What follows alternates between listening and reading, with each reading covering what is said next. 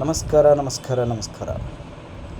ಸೋನಿಯಾ ಗಾಂಧಿ ಅವ್ರ ಬಗ್ಗೆ ನನಗೆ ಒಂದು ಗೌರವ ಸರ್.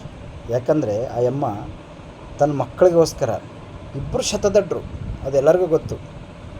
ಅಂಥವ್ರನ್ನ ಪ್ರಧಾನಮಂತ್ರಿ ಮಾಡ್ಬೇಕಂತೇಳಿ ಆ ಅಮ್ಮ ಜಿದ್ದಿಗೆ ಬಿದ್ದು ಹೋರಾಡ್ತಾಳೆ ಅಂತಂದರೆ ಆ ಅಮ್ಮನ ಜಿದ್ದಿಗೆ ಮೆಚ್ಚಬೇಕಾಗಿದ್ದೆ.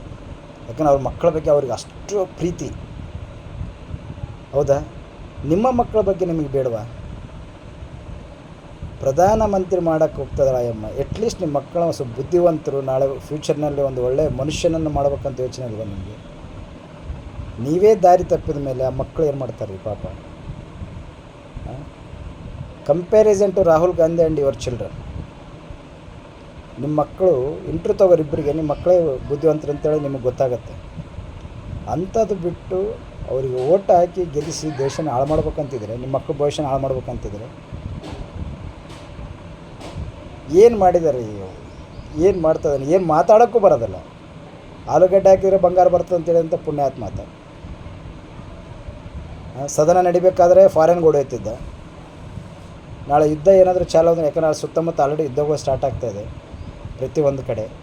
ಅಂಥದ್ರಲ್ಲಿ ಇಂಥನು ಇಲ್ಲಿ ಕೂತ ಚೇರ್ ಮೇಲೆ ಪ್ರಧಾನಮಂತ್ರಿಯಾಗಿ ಅಂತಂದರೆ ಏನು ನಿಭಾಯಿಸ್ತಾನೆ?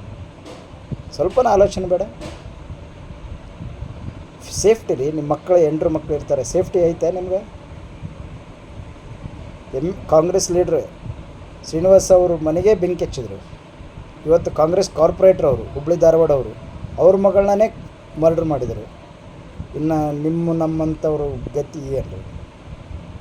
ಆಲೋಚನೆ ಬೇಡ ರೀ ಸ್ವಲ್ಪ. ಆದ್ರೆ ಓಟ್ ಹಾಕಕ್ಕಲ್ಕ ಹೆಂಡ್ರು ಮಕ್ಕಳನ್ನ ನೋಡಿ ಓಟ್ ಹಾಕ್ರಿ ನೀವು. ಯಾವನೋ ಲೀಡ್ರ್ ನೋಡಲ್ಲ, ಯಾವನು ಬರೋದಲ್ಲ ನಿಮ್ಮಿಂದ. ನಿಮ್ಮ ಮಕ್ಳಿಗೆ ಏನೇನಾಯಿತು, ನಿಮ್ಗೆ ಏನಾಯ್ತು ಬರೋದಿಲ್ಲ. ಅಯ್ಯೋ ಪಾಪ ಅಂತ ಸಾಂತಾನು ಹೇಳ್ತಾರೆ ಹೊರತಾಗಿ ಯಾವನೂ ಬರೋದಿಲ್ಲ. ಇವತ್ತು ನಾವು ಭಾಳಷ್ಟು ಜನ ಎಮ್ ಎಲ್ ಎಗಳು ಈಗ ಬಿ ಜೆ ಪಿ ಅವ್ರು ಕಾಂಗ್ರೆಸ್ಗೆ ಹೋಗ್ತಾರೆ, ಕಾಂಗ್ರೆಸ್ ಅವರು ಬಿ ಜೆ ಪಿಗೆ ಬರ್ತಾರೆ. ಅವ್ರ ಲಾಭ ಮಾತ್ರ ಅವ್ರು ಉಣ್ಕೊತಾರೆ. ನೀವು ಫಸ್ಟ್ ಇದು ತಿಳ್ಕೊರಿ. ನೀವು ಯಾವುದೇ ಪಕ್ಷದವನಿರಲಿ, ಬಿ ಜೆ ಪಿ ಇರಲಿ, ಜೆ ಡಿ ಎಸ್ ಇರಲಿ, ಕಾಂಗ್ರೆಸ್ ಇರಲಿ, ಇವರೆಲ್ಲರೂ ತಮ್ಮ ತಮ್ಮ ಲಾಭ ನೋಡೋರ ಹೊರತಾಗಿ ಬೇರೆ ಯಾರ ಬಗ್ಗೆ ಆಲೋಚನೆನ ಮಾಡೋದಿಲ್ಲ.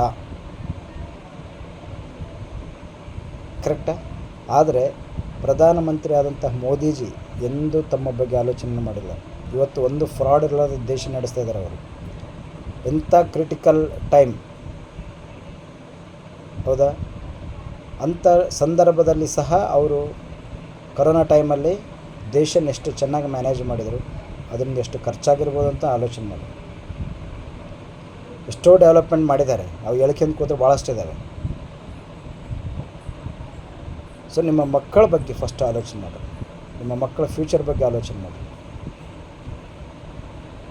ಓಟ್ ಹಾಕಿ, ಖಂಡಿತವಾಗ್ಲೂ ಓಟ್ ಹಾಕಿ. ಓಟ್ ಮಾತ್ರ ಮಿಸ್ ಮಾಡಬೇಡ್ರಿ. ಓಟ್ ಬರೋಣ ಹಾಲಿಡೇ ಅಂತೇಳಿ ಈಗ ಓಟ್ ಹಾಕ್ಲಾರ್ದು ಹೋಗೋವನ್ನೆಲ್ಲ ಮೂರ್ಖ, ಶತಮೂರ್ಖ ಅವನು. ಯಾಕಂದ್ರೆ ನಿಮ್ಮ ಕೈಯಾಗ ಇವತ್ತು ಬಟನ್ ಒತ್ತಕ್ಕೊಂದು ಅವಕಾಶ ಇದೆ. ಈ ಬಟನ್ ನೀವು ಒತ್ತಿಲ್ಲ ಅಂತಂದರೆ ಮುಂದೆ ನೀವು ಯಾವುದಕ್ಕೂ ಕೇಳೋ ಲಾಯಕನೇ ಇರೋದಿಲ್ಲ. ಓಪನ್ ಆಗಿ ಮರ್ಡರ್ ಮಾಡೋಕೈತಾರೆ ಹುಡುಗರನ್ನ. ರಾಮನವಮಿಗೆ ಹೋದರೆ ಪ್ರಾಬ್ಲಮ್, ಪ್ರತಿಯೊಂದಕ್ಕೂ ಅವ್ರಿಗೆ ತ್ರಾಸ ಆಗ್ತಾಯಿದೆ. ಅದಕ್ಕೆ ಬೆನ್ನೆಲುಬಾಗಿ ನಿಂತಿದ್ದು ಕಾಂಗ್ರೆಸ್ ಅವರಿಗೆ. ಯಾರಾದರೂ ಒಬ್ಬ ಕಾಂಗ್ರೆಸ್ ಲೀಡ್ರು ಹಿಂದೂ ಬಗ್ಗೆ ಮಾತಾಡಿ ನೋಡಿದ್ರೆ, ಹಿಂದೂ ಪರವಾಗಿ ಮಾತಾಡಿ ನೋಡಿದ್ರೆ ಇಲ್ಲ. ಆದರೆ ಎಲ್ಲರೂ ಹೇಳ್ತಾರೆ ಆಧಾ ಗಂಟೆ के लिए ಪೊಲೀಸ್ ಹಟಾವ್ ಫಿರ್ ಹಮ್ ಲೋಗ್ ದೇಖ್ ಲೆಂಗೆ ಅಂತಾನೆ ಓವೈಸಿ. ಇಂತೆಲ್ಲ ಸೋಳ ಮಕ್ಕಳು ರೀ. ನನ್ನ ಮಕ್ಕಳು ಯಾವುದಕ್ಕೆ ಎಷ್ಟು ಹಿಂದೂ ಮನ್ಸು ಮಾಡಿದ್ರೆ ಅರ್ಧ ತಾಸು ಹಾಕಿ ಇವರೆಲ್ಲರೂ ಹೊಡೆಯೋಕೆ. ಬಟ್ ಬೇಕಿಲ್ಲ, ನಾವೆಲ್ಲರ ಜೊತೆಗಿರ್ಬೇಕಂತೀರಿ. ಕನ್ವರ್ಟ್ ಆಗಿ ಹೋದವ್ರೆ ಇವೆಲ್ಲ ಎಗರಾಡೋದು ಜಾಸ್ತಿ. ಓವೈಸಿ ತಾತ ಮುತ್ತಾತ ಯಾರಂತ ಎಲ್ಲರಿಗೂ ಗೊತ್ತು.